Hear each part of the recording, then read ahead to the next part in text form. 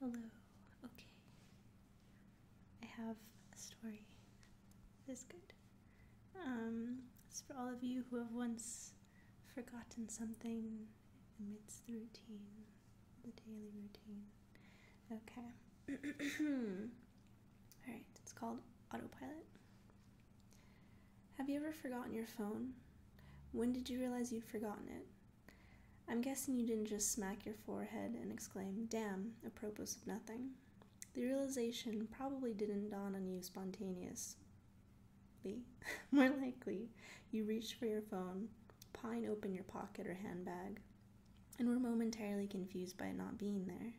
Then you did a mental restep of the morning's events. Shit. In my case, my phone's alarm woke me up as normal, but I realized the battery was lower than I expected. It was a new phone, and it had this annoying habit of leaving applications running that drained the battery overnight. So I put it to charge while I showered instead of into my bag like normal. It was a momentary slip from the routine, but that was all it took. Once in the shower, my brain got back into the routine.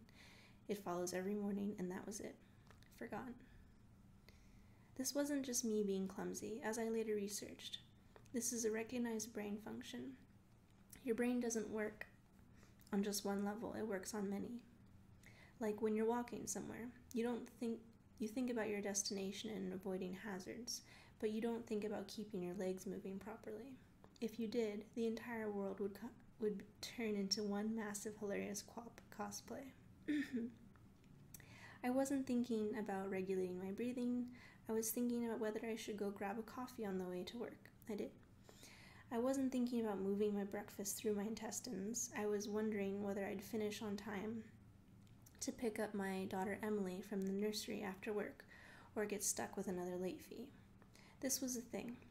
There's a level of your brain that deals just with routine, so the rest of the brain can think about other things. Think about it. Think about your last commute. What do you actually remember? Little, if anything, probably. Most common journeys blur into one, and recalling any one in particular is scientifically proven to be difficult. Do something often enough and it becomes routine.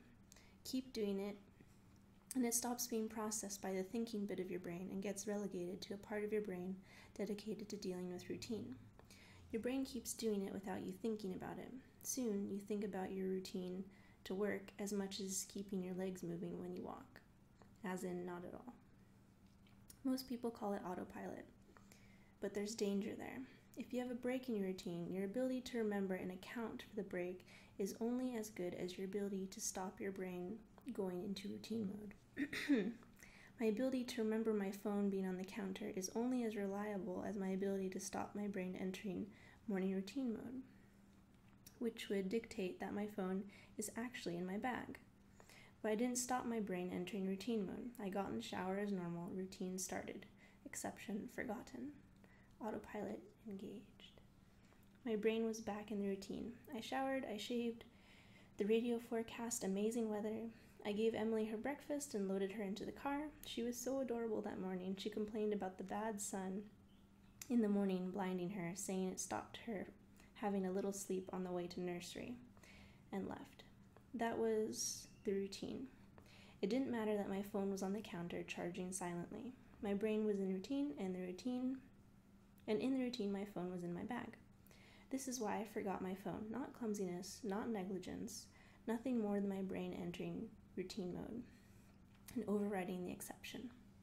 Autopilot engaged. I left for work. It was a swelteringly hot day already. The bad sun had been burning since before my traitorously absent phone woke me. The steering wheel was burning hot to touch when I sat down. I think I heard Emily shift over behind my driver's seat to get out of the glare, but I got to work. Submitted the report, attended the meeting. It's not until I took a quick coffee break and reached for my phone that the illusion shattered. I did a mental restep. I remembered the dying battery. I remembered putting it to charge. I remembered leaving it there. My phone was on the counter. Autopilot disengaged. And therein lies the danger. Until you have that moment, the moment you reach for your phone and shatter the illusion, that part of the brain is still in routine mode. It has no reason to question the facts of the routine. That's why it's a routine, attrition of repetition. It's not as if anyone could say, "Why didn't you remember your phone? Why didn't it occur to you? How could you forget? You must be negligent."